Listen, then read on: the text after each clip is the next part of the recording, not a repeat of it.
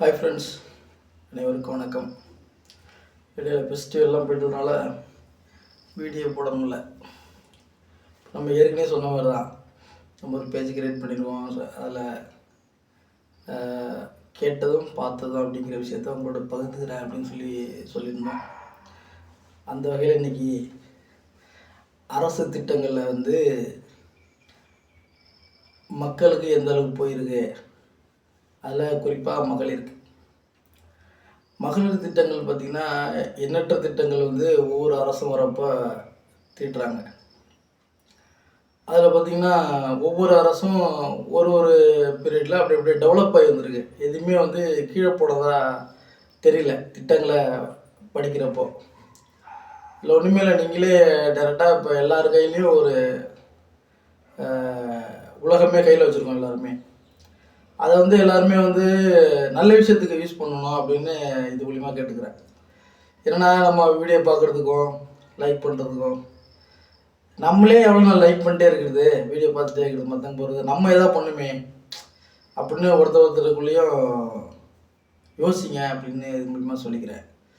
என்னென்னா போயிட்டு ஒன்றுமே இல்லை. இன்றைக்கி நீங்கள் படிக்க தெரியாதவங்கன்னு கிடையாது, ஒன்றுமே இல்லை, வாய்ஸ் ரெக்கார்டே ஆகும். நீங்கள் அதை ஆப்பை அழுத்தி பிடிச்சிட்டு சொன்னாலே நீங்கள் என்ன கேட்குறீங்களோ அதை கொடுக்கும். சரிங்களா?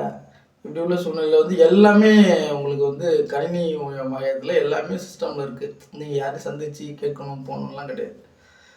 இப்படி உள்ள காலகட்டத்தில் உங்களோட இந்த மகளிர் திட்டங்கள் அப்படிங்கிற விஷயத்த பகிர்ந்துக்கிறதுல ரொம்ப மகிழ்ச்சி அடைகிறேன். அதில் இப்போ ஆரம்ப காலங்கள்லேருந்து நம்ம தொட்டு பாரதியார் காலத்துலேருந்து அடுப்பெரிக்கும் பெண்களுக்கு படிப்பதற்கு அப்படிங்கிற இது மாற்றி பிள்ளைங்க படிக்க முதல் ஐபிஎஸ்லேருந்து டாக்டர்லேருந்து சரோஜினி நாயுடு இப்படி எல்லாருமே நம்ம படித்து தெரிஞ்சுக்கிட்டது தான். அப்படியே மகளிர் கொஞ்சமாக வெளில ஆரம்பித்தாங்க, நிறைய படிக்க ஆரம்பித்தாங்க, இன்றைக்கி உயர் பதவிகளில் வகிக்கிறாங்க. இதெல்லாம் எங்கேருந்து வந்ததுன்னா அரசு திட்டங்கள்லேருந்து தான் வந்துச்சு. அரசு வலிமையாக இருக்கிற பட்சத்தில் பெண்களுக்கு சம உரிமை வழங்கணும் அப்படிங்கிறதுல எல்லா அரசுமே ரொம்ப முனைப்பாக இருந்தாங்க. இன்றைக்கி ஆண்களுக்கு நிகரான பெண்களும் வளர்ந்து வந்துட்டுருக்காங்க. ஆண்கள் எந்த துறையில் சாதிக்கிறாங்களோ அதே துறையில் அதே ஈக்குவலாக சாதிக்கிற அளவுக்கு பெண்களும் இன்றைக்கி இருக்கிறாங்க. அதில் இன்றைக்கி அரசு திட்டங்கள் அப்படின்னு பார்க்குறப்ப இதில் அரசு என்ன அவங்களுக்கு பண்ணிச்சு அப்படின்னா, ஒரு காலத்துலேயும் ஒரு பெண் பிள்ளை வெளில வராங்களா அவங்களுக்கான பாதுகாப்பாக இருக்கட்டும், அவங்க படிக்கிறப்போ அவங்களுக்கு சலுகையாக இருக்கட்டும். நம்ம ஏற்கனவே ஒரு வீடியோவில் சொல்லியிருந்தோம். ஆரம்ப காலத்துலலாம் பார்த்திங்கன்னா இப்போ கல்லூரி வாழ்க்கையில் பள்ளிக்கூட வாழ்க்கையில் பார்த்திங்கன்னா நாங்கள் ஒரு வில்லேஜில் கொஞ்சம் மெயின் ரோட்டில் இருந்தோம். எங்கள் ஊர் ஒரு மெயின் ஊர். அங்கே பார்த்திங்கன்னா அந்த 12th வரையும் அந்த ஸ்கூல் இருக்குது. அந்த ஸ்கூலுக்கு படிக்க வரதுக்கு பார்த்தீங்கன்னா சுற்று வட்டாரத்தில் 10 கிலோமீட்டர்லேருந்து வருவாங்க. ஒரு 10 கிலோமீட்டர் சுற்றி வட்டாரத்துக்கு இந்த ஸ்கூலுக்கு தான் படிக்க வருவாங்க. எப்படி வருவாங்க? நடந்து தான் வருவாங்க. ஆண்களாக இருக்கட்டும் பெண்களாக இருக்கட்டும். ஆண்கள் ஒரு படி மேலே போய் சைக்கிள் வருவாங்க. அது கூட கொஞ்சம் லேட்டாக தான் ஆச்சு. கொஞ்சம் பேர் ஆஸ்பத்திரிக்கு பிடிப்பாங்க. பார்த்திங்கன்னா காலையில் பார்த்திங்கன்னா சாரசாரியாக போயிட்டுருப்பாங்க. அப்போ இந்த பாவாடை தாவணி போட்டுக்கிட்டு சாரசாரியாக ஒரு 8 மணிலேருந்து அப்படியே நடக்க ஆரம்பித்தாங்கன்னா அவங்க 10 மணிக்கு பள்ளிக்கூடத்துக்கு வரணுன்னா 10 கிலோமீட்டர் அந்த பக்கம் தான் வரணும்னா யோசிப்பாங்க நடந்து வந்துட்டுனாங்க. அப்புறம் என்ன பண்ணாங்க அப்படின்னா இலவச பஸ் பாஸ் கொடுத்தது அரசு. அப்புறம் இலவச பஸ் பாஸ் வாங்கி இந்த நடக்கிறது கொஞ்சம் குறைஞ்சிது. எல்லாம் பஸ்ஸில் போக ஆரம்பித்தாங்க. பஸ்ஸில் போய் படிக்க ஆரம்பித்தாங்க. அப்புறம் படிக்கிற பெண்களுக்கு கல்வி ஊக்கத்தொகை கொடுத்தாங்க. அதுக்கப்புறம் அடுத்து அது திட்டத்தோட டெவலப்மெண்ட் என்னென்னு பார்க்குறப்போ அடுத்தது திருமண உதவித்தொகை அப்படின்னு சொல்லி கொடுத்தாங்க. படிக்க வச்சாச்சு, போயாச்சு வந்தாச்சு, அந்த பிள்ளைய கல்யாணம் பண்ணி கொடுக்கணும் அப்படிங்கிறப்போ ஒரு விவசாய குடும்பத்தில் உள்ள ஒரு விவசாய கூலி குடும்பத்தில் இருக்கிற ஒருத்தவங்களால் அதை பண்ண முடியாது அப்படின்னா அரசு நான் வரோம், மாங்கல்யம் வாங்குறதுக்கும் செலவுக்கும் நாங்கள் முடிச்சதை தரோம், ஒரு 2 கிராம் மாங்கல்யம் அதுக்கு செலவு ஒரு 50,000 தரோம் அப்படின்னு அரசு வருது.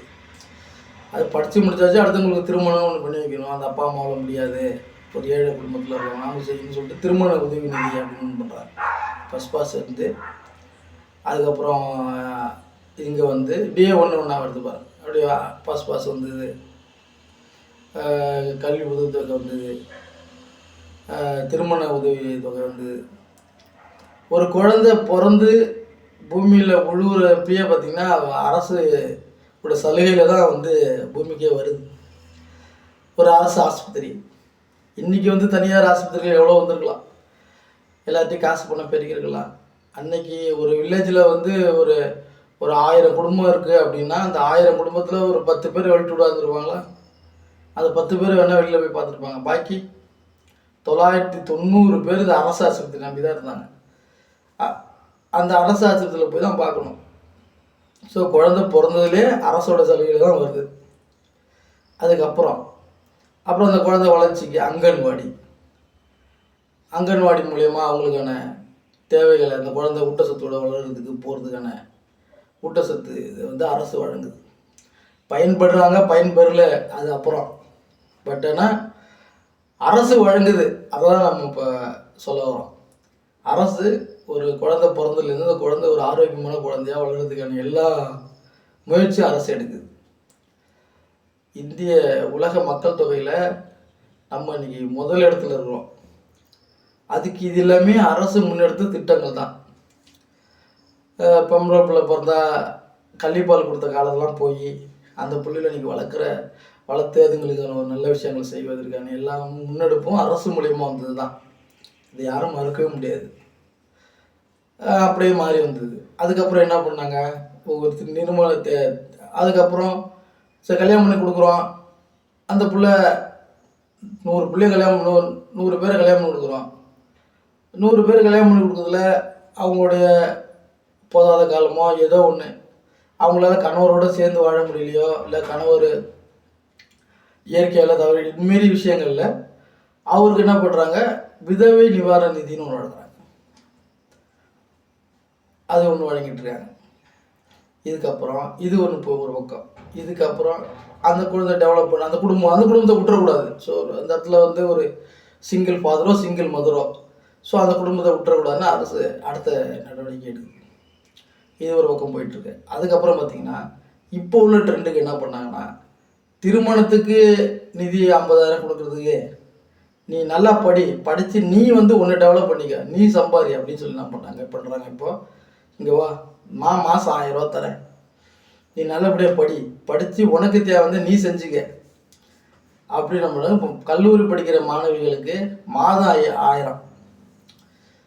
அப்போது அந்த கல்லூரியை படிக்கிற மாணவி நீங்கள் எடுத்துக்கிட்டிங்கன்னா ஒரு கல்லூரி படிக்கிறாங்கன்னு நீங்கள் எடுத்துங்க. ஒரு மாணவி ஒரு யூஜியோடு போகிறாங்க. யூஜிங்கிறப்ப எத்தனை மாதம் ஆகுது பாருங்கள், 3 வருஷம். 3 வருஷத்துக்கு 36 மாதம். 36 மாதத்துக்கு 36,000 வந்துடுதா உங்களுக்கு. ஸோ அந்த பிள்ளை தொடர்ந்து படிக்கிறதுக்கோ போகிறதுக்கோ அதுக்கு தேவையான வாங்கிக்கிறதுக்கோ நோட்டு புக்கு வாங்கிக்கிறதுக்கோ கொள்றதுக்கோ ஒரு நல்லபடியாக படிச்சுட்டு வெளில வரப்போ அது ஒரு வேலையை தேடிக்கிட்டு அது சார்ந்து வர குடும்பங்களாக எல்லாமே டெவலப் ஆகி வருது. அப்படியே இன்னொரு பக்கம் பார்த்தீங்கன்னாக்கா அதுக்கப்புறம் பிஜி படிக்கணும், ஹையர் ஸ்டடீஸ் படிக்கணுங்கிறப்போ ஒரு பிஜி ஒரு யூஜி ஒரு 3 வருஷம், பிஜி ஒரு 2 வருஷம், ஒரு எம்பிஎல் ஒரு 2 வருஷம், ஒரு பிஹெச்டி ஒரு நம்ம எஜுகேஷன் ஸ்ட்ரக்சர் இதுதான். யூஜி ஒரு 3 வருஷம், பிஜி ஒரு 2 வருஷம், எம்பிஎல் ஒரு 2 வருஷம், பிஹெச்டி அவங்க இதுதான் நம்மளோட ஹையர் இதில் வந்து எஜுகேஷனாக ஃபிக்ஸ் பண்ணியிருக்காங்க. ஸோ தொடர்ந்து பார்த்திங்கன்னா ஒரு 3 2 2 அடுத்து ஒரு 2, ஸோ 6 + 3 9 வருஷம். ஒரு 9 வருஷம் ஒரு 9 வருஷங்கிறப்போ 9 வருஷத்துக்கான இது வந்து பார்த்திங்கன்னா உங்களுக்கு கல்வித்தொகை கொடுக்குறாங்க அரசு. இதில் நீங்கள் எம்பிஎல் முடித்த பிறகு டாக்டரேட் பண்ணுறதுக்கு இப்போ வந்து அரசு ஊக்கத்தொகை வழங்குறேன்னு சொல்ல வருது.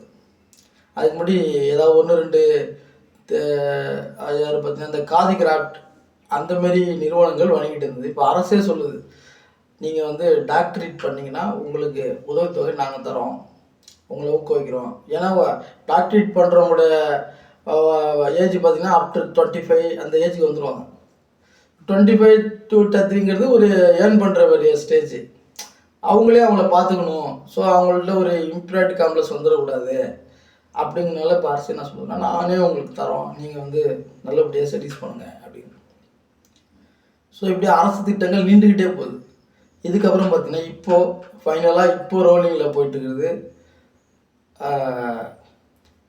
மகளிர் உதவித்தொகை, மகளிர் உரிமை தொகை, மகளிர் உரிமை தொகை. இது பார்த்தீங்கன்னாக்கா எல்லாருக்கும் இது வந்து படிக்கிறவங்க ஒரு பக்கம். நீங்கள் பார்த்தீங்கன்னா குழந்தை பிறந்து அதுக்கப்புறம் தொட்டியில் போட்டு அப்புறம் அதை படிக்க வச்சு அது கல்யாணம் பண்ணி கொடுத்து பார்த்துங்க அப்படியே திட்டங்கள். அதுக்கப்புறம் இப்போ மகளிர் உரிமை தொகைன்னு வழங்குறாங்க. எல்லாருக்கும் ரேஷன் கார்டு வச்சுருக்கிற தகுதி உள்ள எல்லாருக்கும் வந்து மகளிர் உரிமை தொகை வழங்குறாங்க. மாதத்தில் இந்த 1000 ரூபா வச்சு குடும்பம் நடத்துகிற எத்தனையோ குடும்பங்கள். அப்போ நீங்கள் ஒன்று எடுத்துங்க, ஒரு குடும்பத்தில் ஒரு புள்ள ஒரு டிகிரி படிக்கிற ஒரு பொம்பளை உள்ள இருந்துச்சுனாலும், ஒரு பெண் பிள்ளை இருந்தனாலும், ஒரு அம்மாவுக்கு ஒரு ரேஷன் கார்டில் ஒரு 1000 ரூபா, பொம்பளை பிள்ளைக்கு ஒரு 1000 ரூபா, 2000 ரூபா மாதம் கிடைக்குது. அது இல்லாமல் அவங்க ஏதோ ஒரு அப்புறம் 100 நாள் வேலை திட்டம், அதில் ஒரு 300 ரூபா.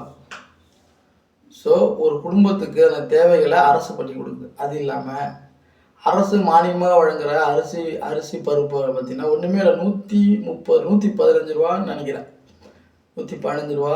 ஆமாம், 115 ரூபா என்னமோ. ஒரு 20 கிலோ அரிசி, பருப்பு, பாமாயில், இது அரசு வழங்குது. நீங்கள் ஒரு வில்லேஜ் எடுத்துக்கிட்டிங்கன்னா அந்த வில்லேஜில் குடும்பம் நடத்துக்கிறது ரொம்ப ஈஸியான ஒரு விஷயந்தான். ஈஸியான விஷயம்னா எப்படி சொல்ல வரேன்னா, போகிற வழியில் தேங்காய் மரமாக இருக்கட்டும், மாங்காய் மரம் கூட, ஒரு முருங்கைக்கீரையாக இருக்கட்டும், ஒரு இதாக இருக்கட்டும், யாருமே வந்து கொடுக்க மாட்டேன்லாம் சொல்ல மாட்டாங்க. அதாவது பிஸ்னஸாக பண்ணுறவங்க வந்து ஒரு பக்கம் இருந்தாலும், பிஸ்னஸுங்கிறது ஒரு பக்கம் இருந்தாலும், அதில் ஒரு பிடி கீரையை பிடிச்சி கொடுக்குறதுல வந்து யாரும் இல்லை அப்படின்னு சொல்கிறதுக்கு யாரும் மனசு வராது. ஒரு வாழை இங்கே ஒரு சிட்டியில் வாழ்க்கையில் ஒரு வாழை வாங்கினா 10 ரூபா கொடுத்தா தான் 2 வாழையில கொடுப்பாங்க, ஒரு முகப்பேலையும் ஒரு சின்ன இலை. அங்கே அப்படி இல்லை, போகிற போக்கில் அறுத்துட்டு போயிடல. ஸோ இப்படிலாம் வந்து அரசு திட்டங்களை முன்னெடுத்து மகளிருக்கான வெல்ஃபேர் விஷயத்தை பண்ணிட்டு வந்துட்டுருக்காங்க. இதில் வந்து இதை பயன்படுத்தி அனைவரும் மேன்மை அடையணுமே தவிர, தெரியல அப்படின்னா உங்களை சார்ந்தவங்கள்ட்ட கேட்டு என்னென்ன திட்டங்கள் இருக்குது, திட்டங்களில் என்ன பயன்படணும் அப்படின்னு சொல்லி தெரிஞ்சுக்கலன்னு தப்பு கிடையாது. அதேமாரி செல்ஃப் ஹெல்ப் குரூப் வந்துச்சு. இன்றைக்கி அது திட்டங்கள் வந்து வேறு மாதிரி போயிட்டுன்னு வச்சுங்களேன். செல்ஃப் ஹெல்ப் கொண்டு வந்து அரசு தான், அரசு மானியத்தில் கொடுக்குறோன்னு. இன்றைக்கி தனியார் துறைகள் நிறையா வந்து மக்களை கொள்ளடிக்கிறான், அதை விட்டுருங்க.